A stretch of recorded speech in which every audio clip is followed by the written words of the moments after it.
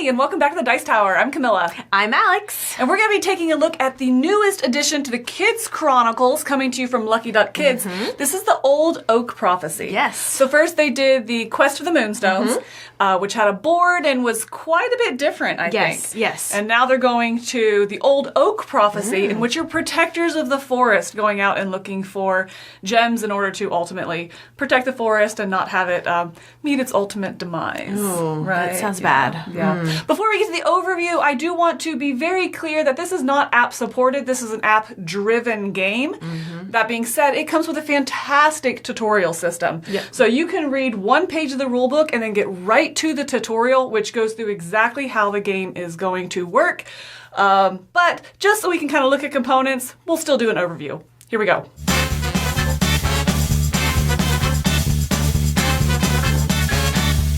We're going to take a look at Kids Chronicles, coming to you from Lucky Duck Kids, part of their kids line. This is the Old Oak Prophecy. It says it's for 1 to 4 players, ages 7 and plus, and will play in 30 to 45 minutes. Now, this is not going to be a typical rules overview here because there's a lot I can't show you just for spoiler purposes or because it's on the phone. So first and foremost, know that this is not just an app-supported game, it is an app-driven game.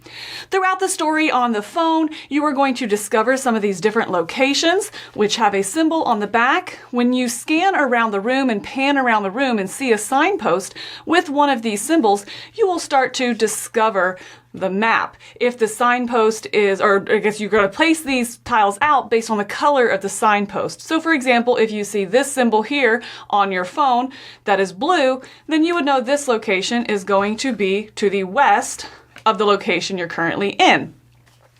As you go to different locations, you're also going to see, as you're panning around the room, different characters, and you'll take this stand and place them in the location you saw them in, as well as, we'll lay it down just for now for visual purposes, but typically it does stand up, as you just saw. So you'll have characters, as well as different items that you'll spot. These are all individual items that you'll have kind of, well, I like to just have them splayed out on the table, and then as you're describing them, you'll grab them and you'll put them here in your inventory to show that you have access to that. You found it at a location. If when you're talking to a character, they talk about an item, but you don't know where it is, you would put it here to the left of the board, and the same is true for any character. So for a Toad here talked about the hare, but is looking for her and doesn't know where it is, you would put it to the left here.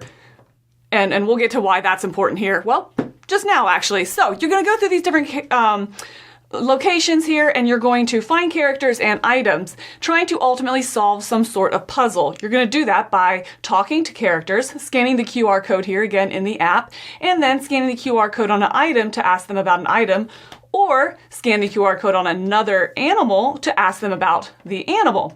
It's also going to have different ways to use the items. So for example, if I'm supposed to bring these flowers up here to the university, I would go to the university by scanning the QR code, and then there will be a button in the app saying, do you want to solve X problem, and what item do you want to use? I would then scan this item to show I'm using it there. So yes, you're going to be going through the different locations, discovering new locations, finding problems, items, characters, ultimately trying to solve the big issue of the scenario.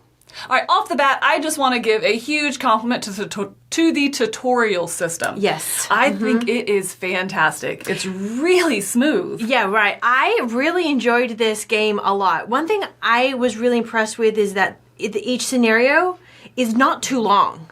So you could, if you want, just do one scenario right off the bat, and that would be fine, right? Or if you want to do multiples, you're not, particularly with kids, it doesn't feel like you're really dragging them too much. Right. You know what I mean? Like, it really was a great length. It is. I think a game for kids specifically shines when they want to do another one after it. Yes. If they're tired or bored, it kind of, that end result sets the tone for the whole game. So I think this game does a good job of stepping one step shy of that. Yes. Where it's like, can we do another one? Yes. And depending on your time, maybe yes or no, but they want that, and that desire is there. Yeah, that suspense. They're like, oh, well, we've got this now. now. Now let's keep going, you know? Right. Yeah. Yes. So it definitely holds their attention. On the other side of that, it is a lot of reading. So Correct. on the box says 7+. I think that age is specifically, well, for two things. I think one, it's because there is so much reading, and a 7-year-old might struggle with some of the vocabulary in this game, understanding. I mean, one example that sticks out is like infirmary as opposed to hospital. Correct. Things like that. You know, so it's very common words, but 7, they're not going to be able to read them Correct. universally applied, I think. I do think you need like that narrator. Like someone has to. Yes. If you're playing with kids, particularly when you're starting off with the reading, the adult has to be in charge of the reading. Right. So one thing I did like about this is that we played it with our 7-year-old, right? And she hit a button too quick and we missed it, but that was okay. We could go back. Yes, there's that diary. Yes. I was like, okay, it's not like, you know how sometimes you play a game and there's an app and you're like, well, now it's gone. We're never going back. Right. That's not they have thought about that. They know their audience, which I was like, oh, good job. I like that. Absolutely. Absolutely. I like that a lot as well. As well as you can go back and be like, oh yeah, we had the turtle there. What was his problem? What did he want? Yes. You can review that because you, at different points of the game, you might have 5, 6 locations out, each with a different character. And to keep their storylines or their special requests straight for a kid, I think might be a little cumbersome as an adult. If you can go back and remind yourself, it's really helpful. And it's really smooth, too, in the app. I've not had a problem with the app yet. No, the app, I was going to say one thing I did really like was the app. They did a good job. We played this on your phone. Yes. Right? We're going to continue it on my phone. One tiny thing is that I have to go through and hit all the buttons to unlock all the quests. Yes. On my phone because we've played it on your phone. We started it on mine. So there's no way to kind of progress on a different device once you've started on one device. But you know, that's a minor problem. Right. It's not that big of a deal. Right. Well, and on that kind of similar to that, I did note, I think when we played on my phone, I started, my battery was at like 65%. And 45 minutes later, it was down under 20.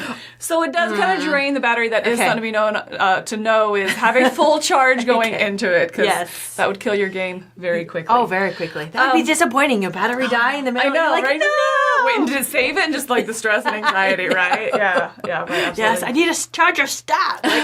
Yeah. My biggest negative of the game is actually closely tied to the biggest positive of the game. One of the positives is I love the tiles. I think it's really fun that you're discovering the board as you go. Yes. And you have to find the sign and see what color it is to build out the map. I think that's really neat, and it kind of keeps a fresh map every time you play. It's very engaging for the kids. The negative on that is the symbols on the back of the map tiles. They're all unique, but not very easy to describe. There's one that's a book. Yep. I got it. It's a book. Yeah. There's another that's like, it's kind of like a tree with mushrooms on it. And then as an adult later, you're like, that was hills. That's a river. Yeah, you don't see the river. You know, yes. It's not easy to describe. No. And I think that every location, I know especially in our game, every location we went to, we had to view at least twice. Yes. Because the kid would do it, and they'd be like, okay, let me just double check you didn't miss anything. Yes. We'd have to look again and be like, it's the river. Yes. You know? That's it. The locations were hard to describe. Yeah. That would be a thing. I do love the artwork. Oh, it's so gorgeous. It's amazing. We even mentioned when we were playing it how we wish we could like jump into it. And Julia, after playing, was like, I wish I could actually walk through there. Can I go there? Yeah. So the artwork is fantastic. It really is. It's very, very engaging. Very engaging. All right, do you have anything else you want to talk about before final thoughts? I think I mentioned everything. Yeah, no, I think we're good. Yeah. Okay, well, do you want to go ahead where you come down on this game? Yeah, I'm going to give this game an 8. Okay. Yeah, I really enjoyed it. I'm excited to play this game more. It was real. They've done a fantastic job with this game. Yeah, this was fantastic. That's awesome. Yeah. That's good. I'm coming down at 8 as well, actually. I think that this is a very engaging, so these are very engaging scenarios for the entire family.